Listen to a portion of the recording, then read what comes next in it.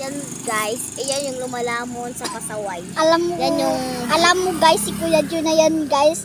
Sabi niya guys, manyak daw siya guys. Palaitot yan. Gagi ko yung juice.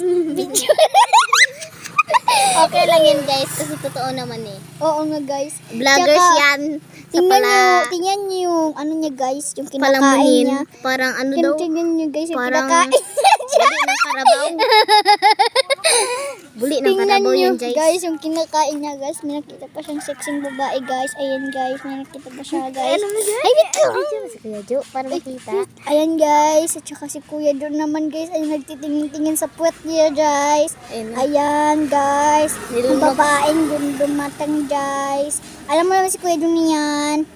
Alpot talaga. Ano lang yan? Ayan talaga yung babae, ang ganda talaga. Mahal Ayan. niya daw yung Ex niyang number 4. Kaya, ganda naman ang ex number 4 ni Kuya Jo.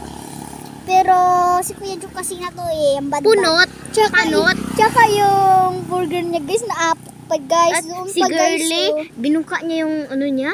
Ayun. Ayan si Kuya Jo guys, parang kumangon. Nag-ano pa siya ng ano na. Oo nga, kumangon yan. Alam mo naman guys, yun talaga ang buhay. Si Kuya Jo kasi na yan.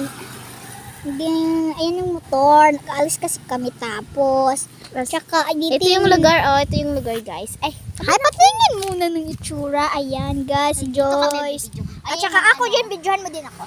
ito. Hello Yung nga si Angelica. Guys, Angelica. Yan guys. Tsaka guys, tingnan niyo si Kuya Jo. Guys, tama na. Ayan. Ano naman ang tanong natin? 51 na. Ayan yung bata, G. Ano naman ikaw ga-video mo lang, G? Max, may lang.